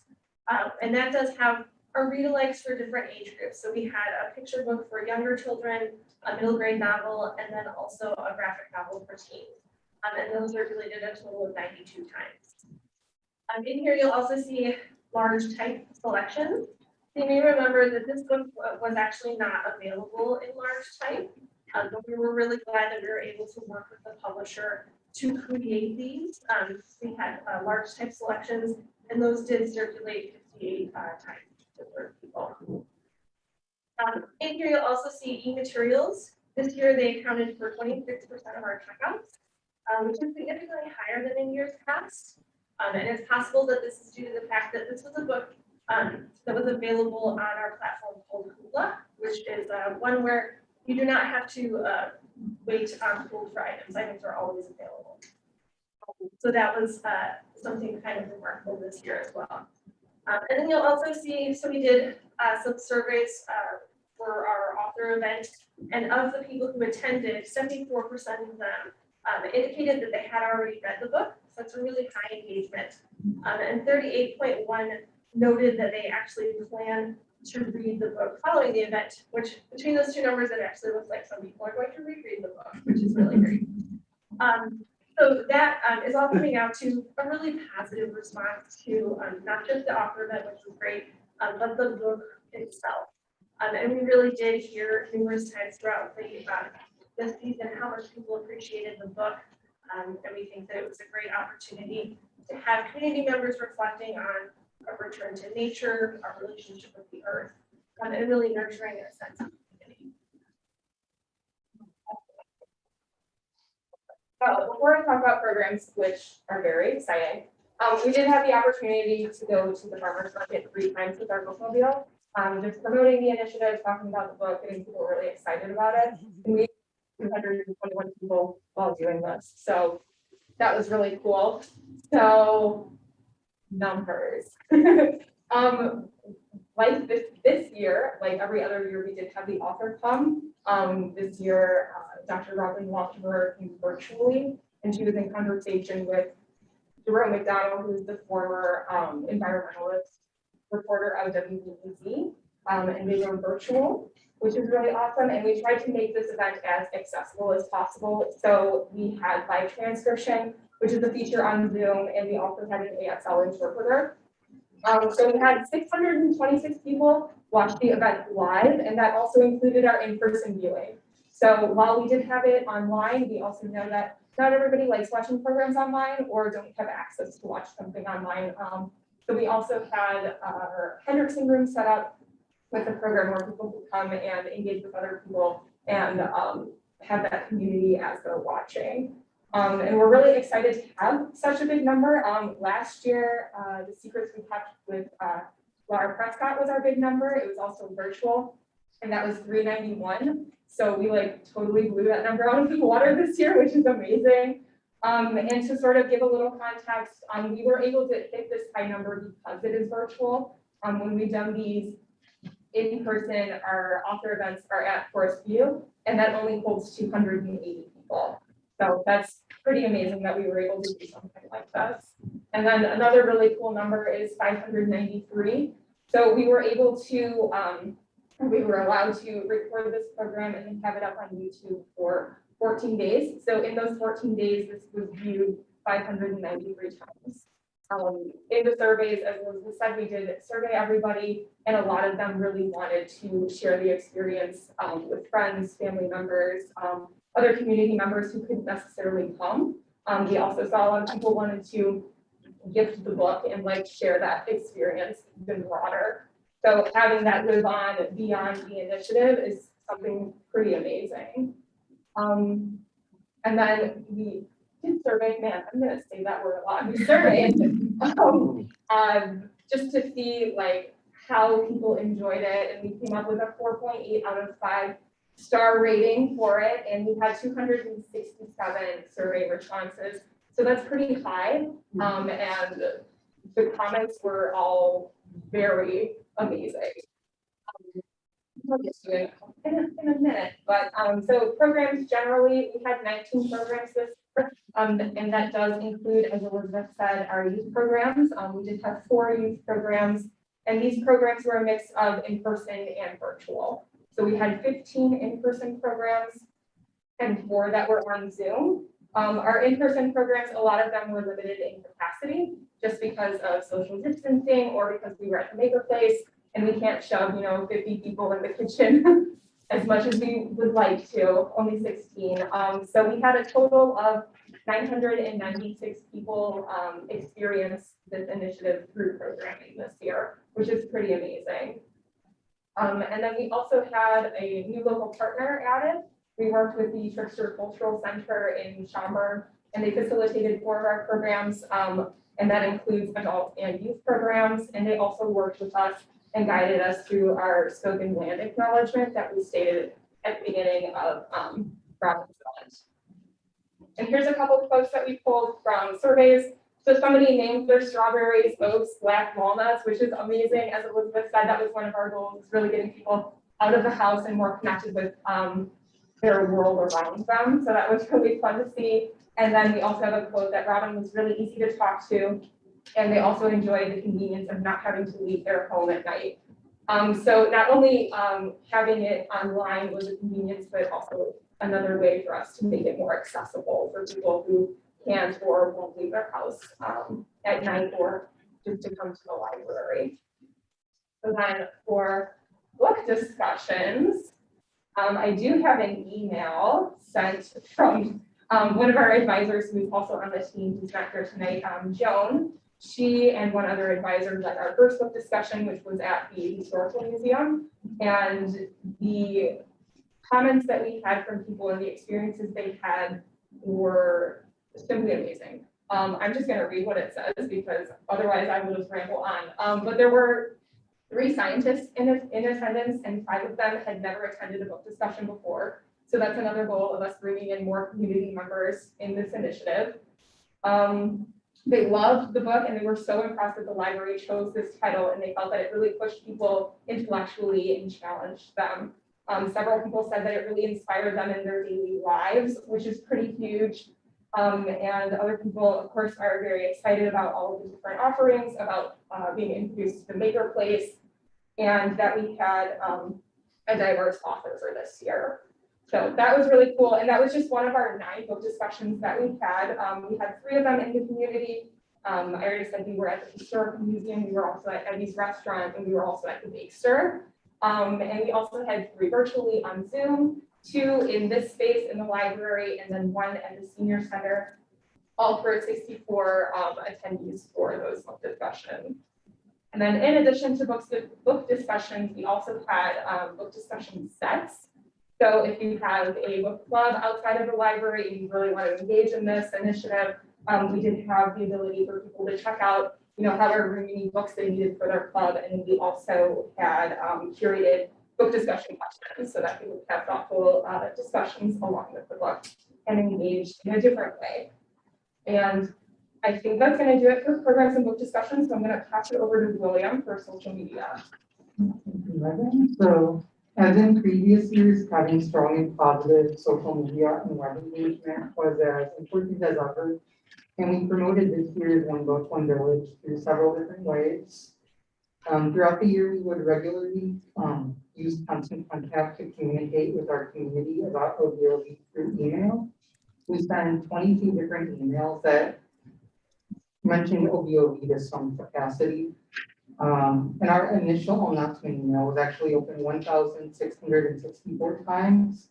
And that's an increase from last year's announcement emails, which were open 1,484 times. So I think that number just goes to show that interest in OBOV in our community is still remaining strong, even 8 years into this initiative. People want to know what is the next One Book, One Village title gonna be. So then in terms of our presence online and on the web, we would regularly promote ahtml.info/onebook as the place to go for all OBOV related information and content. This website was viewed 2,062 times, and 1,385 of these views were from different individual people, so not the same person viewing it multiple times.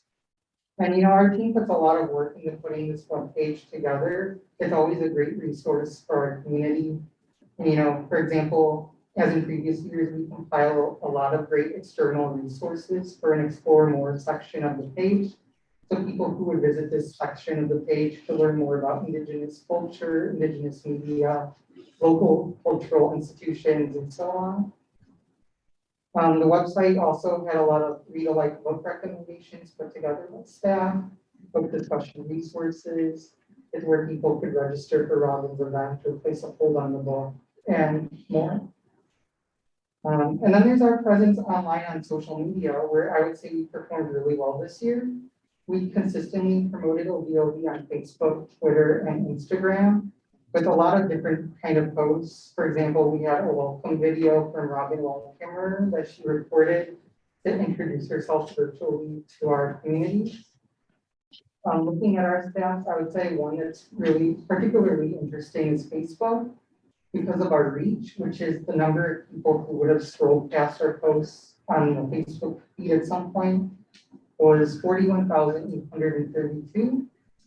And that's a really high number. It's a good number. It's a little lower than last year's. However, if you look at our Facebook engagements, we had 1,992, which is an increase from last year, which was 1,918.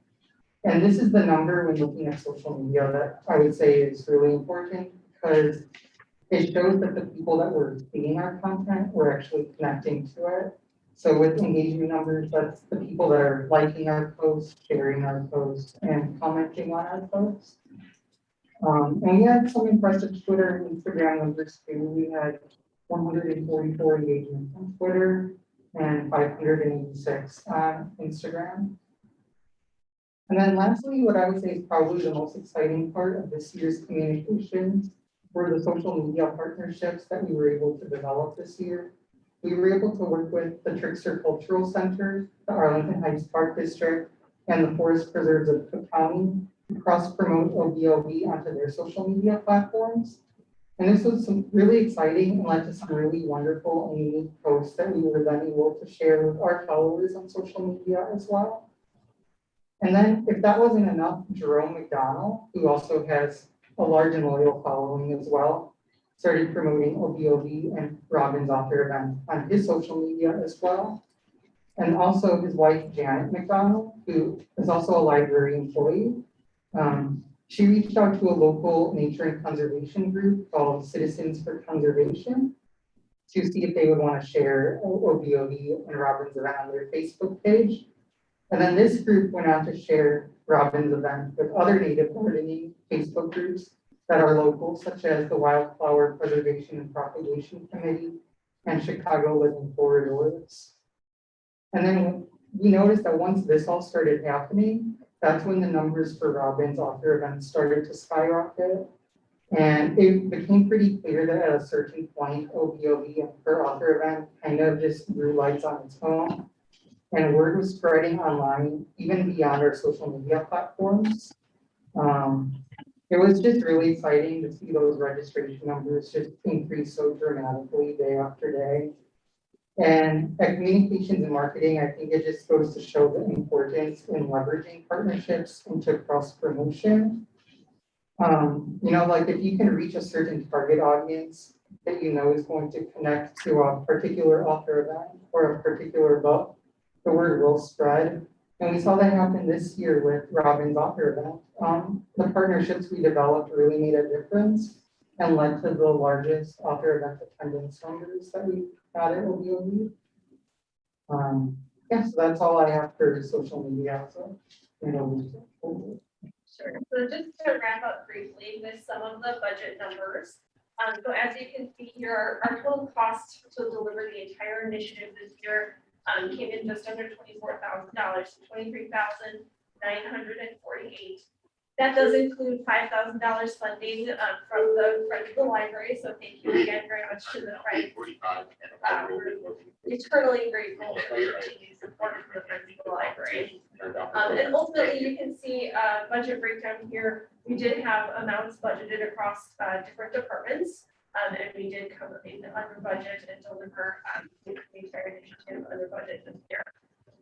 So that is pretty much all that we have. But again, thank you for having us. We're just really delighted about the overall positive experience and reactions that the community had to this book. We heard so many times in book discussions and programs how people appreciated it and how the things resonated with them. So we were really happy with this year's one book. We are happy to take questions. Yeah, first and foremost, thanks very, very much for capturing and reporting the data. It gives us a place from which we can work with the community to share with them our knowledge of what took place and why it was important. So thank you very much for putting in that effort. Thank you also for making year-over-year comparisons. You didn't do it on your infographic. I would like to have seen that, but when you were doing it in your explanations, those were dramatic changes. And I think, again, it speaks to where we were a year ago in 2020 and where we ended up in 2021 with respect to how receptive our audience is to virtual programming. And then, William, what we're learning about social media and web engagement is just tremendous. I mean, we're seeing it in everything that we do in our own personal lives and our work. And now your explanation of it here is really powerful information. If I asked each of you to go back through your particular section and said, what is the one takeaway that you're drawing from your experience in 2021 that you would apply to 2022, what would that be? And I'll start with William. That's a good question. I would say communications and marketing. It's the whole social media partnerships and partnering with other people even beyond the library. And really seeing, like, you have a book like Grading Sweetgrass, that's going to have a very specific person that's going to be interested in that. If you're able to figure out how you can connect to those people, they're going to not only register for the event, but share it with other people that they know that are interested as well. I would say just figuring out how you can leverage partnerships into increasing attendance numbers. So if I think this is real quick, because it's interesting point. I thought that was one of the bigger takes for your area. And I'm glad you said that. Was it this week's grapevine that I didn't notice that you're already starting planning for the next one, right? It never ends, yeah. It never ends, yeah. So it's constantly going, which is cool, which is great. Would you use that thought process in determining which, I don't know if you're going to have a vote on the vote, but are you going to use that as kind of like, okay, this would be something good that we can partner with other people very easily, is picking the next book. Thank you to that. So we are starting our selection process for next year, and we are in the nomination period right now with a selection committee that across many different departments. And when we have the conversations about like the considerations for each different title and its strengths, we talk about a lot of things, and I would say that prominently it's the ability to have community partnerships is definitely something that's talked about at that point. We do a whole brainstorming process where programs not only brainstorms program ideas, but also potential partners that we then document and are able to kind of go back to throughout the year. So it even, so in the selection process, we definitely do consider that kind of thing.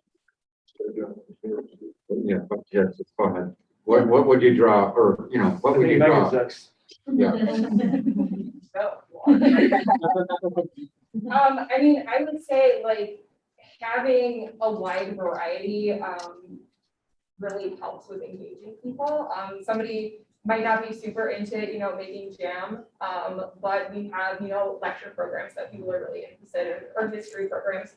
So having something, like a little something for everyone to make this title more accessible or more intriguing and to sort of draw them in and talk about like the different themes that we have that are important to this community, I think is really big for not only this one, but for all of our one book initiatives.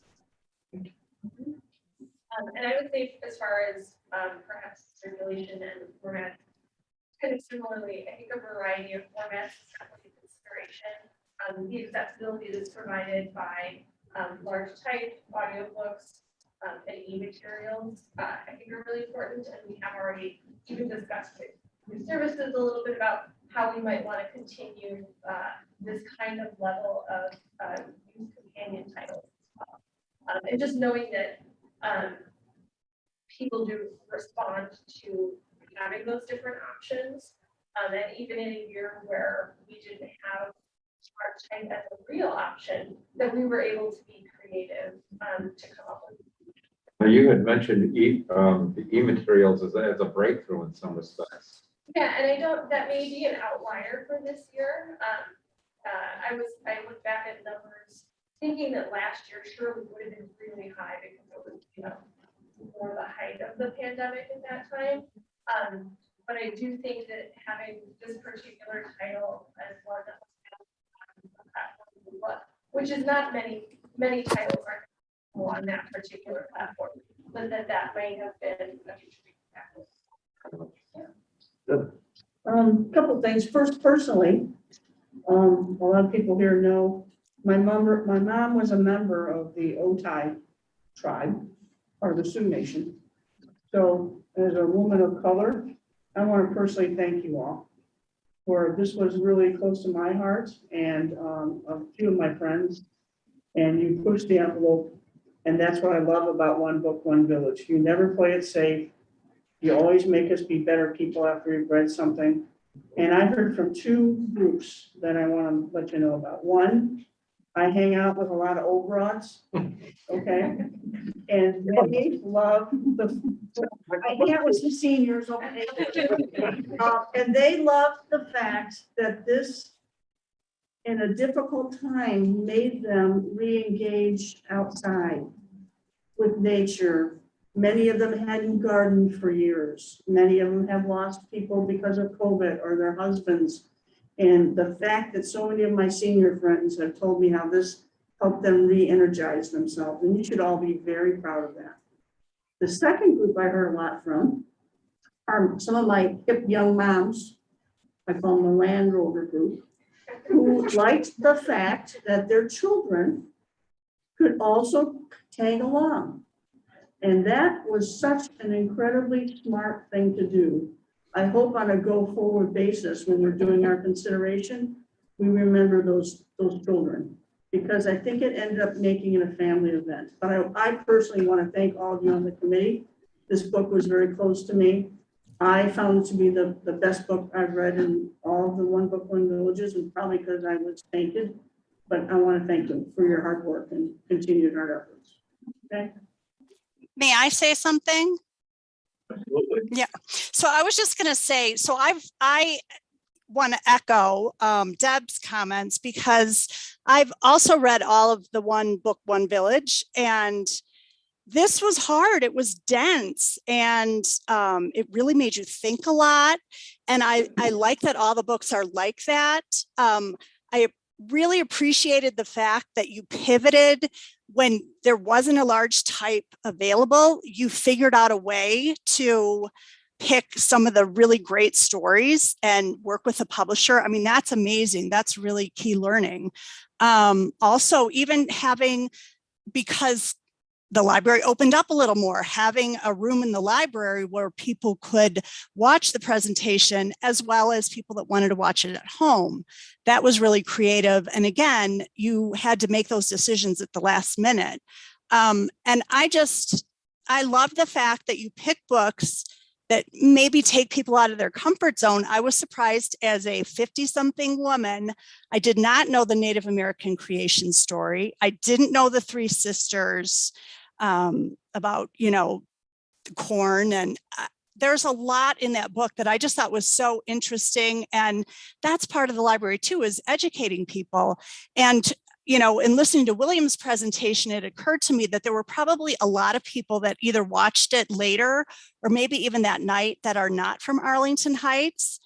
But that's great, because that reinforces what a phenomenal library we have and what a fabulous community we live in, that people from other parts of the country or other suburbs of Chicago want to take part in programming that we put on, that you guys put on. So thanks so much. It was really great.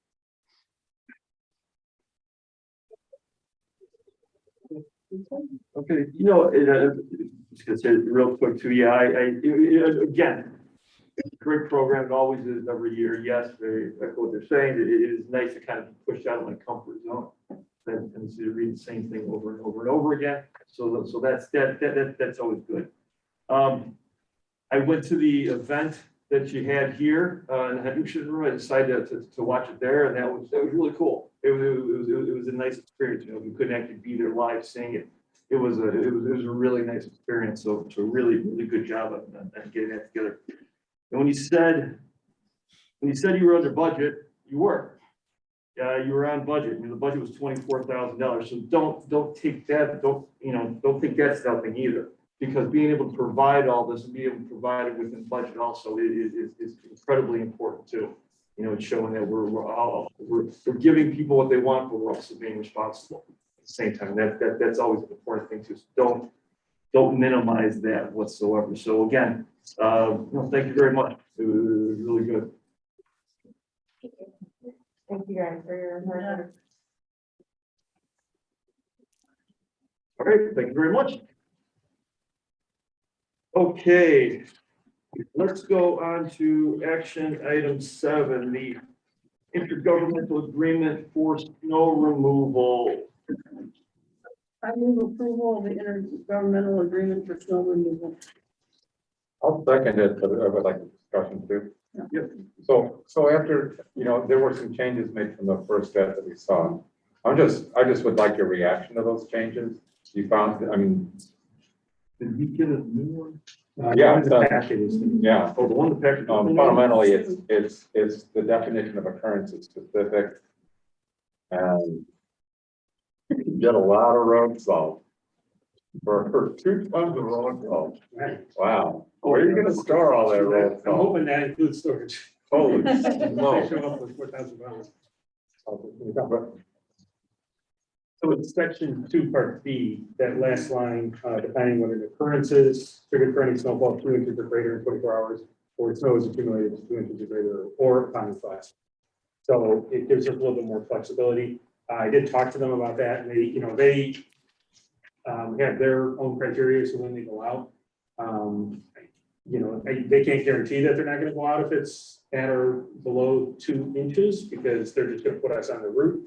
But I think that if we kind of tell them, anything below 2 inches, if it's a dusting or something like that, that get our approval first. And the other thing I want to clarify, are they gonna be spraying the beet juice in our parking lot? I don't believe so, not with 4,000 pounds of salt. That's because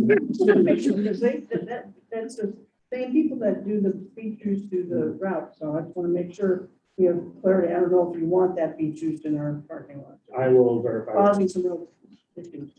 Well, the other question about the occurrences is that, the point behind this is to remove this.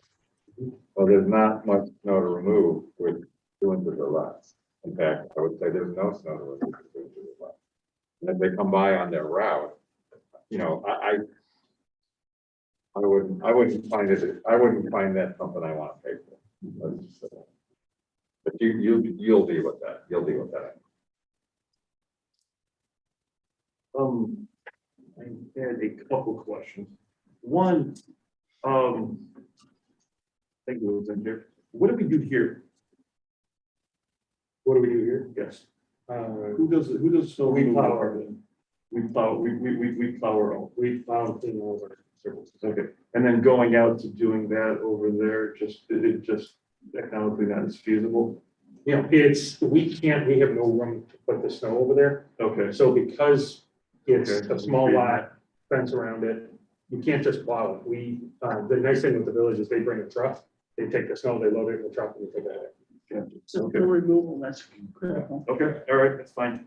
And then, one thing in section 3A, agreement December 21st, 2021 through May, and then we'll renew automatically each year effective October 1st. So it's an automatic renewal. We don't have to come back here and do this, but are they gonna, when are they gonna let us know the cost though before it automatically renews?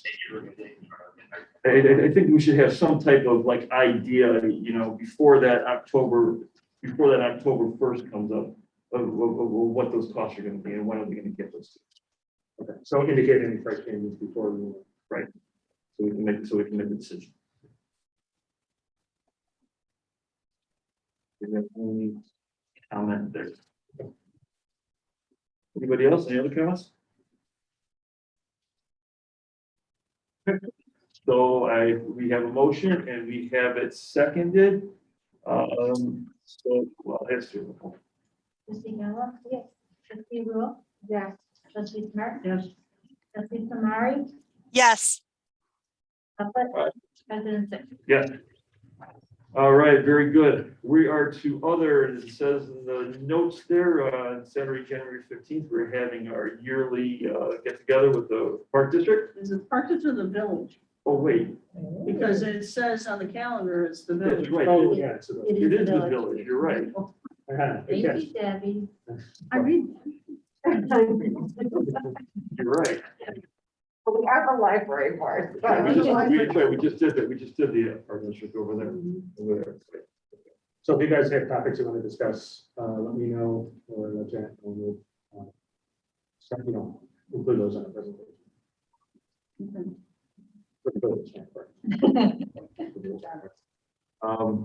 Where's our board meeting in January? Okay. We're gonna talk about the cow. Yeah, no, real quick, I just want to double check something. Yeah, so the 18th, so that will be before, okay. That'll be before our next board meeting. Yeah, the cow also, we were talking about it, Mike and I were talking about it earlier, there's really not much for the January committee of the whole meeting, so we'll just make a decision right now. If it's okay with everybody, we're just gonna cancel that one, unless anybody wants to be here. Okay, I think we're good in that. Anything else? Any other? I'll be out next week. You'll be out next week. Yes, very good. All right, so can we have a motion for reserve? Here's for a great year. I mean, it's just a crazy, wonderful year we've had, It's just been, we should really, really celebrate and pat ourselves on the back. Collectively, everything that everybody's done. I mean, it's phenomenal, productive in every dimension. I mean, do you think you could do it twice? That's how productive it is. We have great staff. Absolutely. Great leadership. Yeah, and everybody have a fantastic end of the year, holiday season, be safe. Obviously, a lot of things going on, so be careful, be safe, good decisions. Okay, did we ever get a motion for adjournment? I'll move that we adjourn. Okay. Second, okay, all in favor, say aye. Aye. Aye. Okay, we are done. Great New Year's.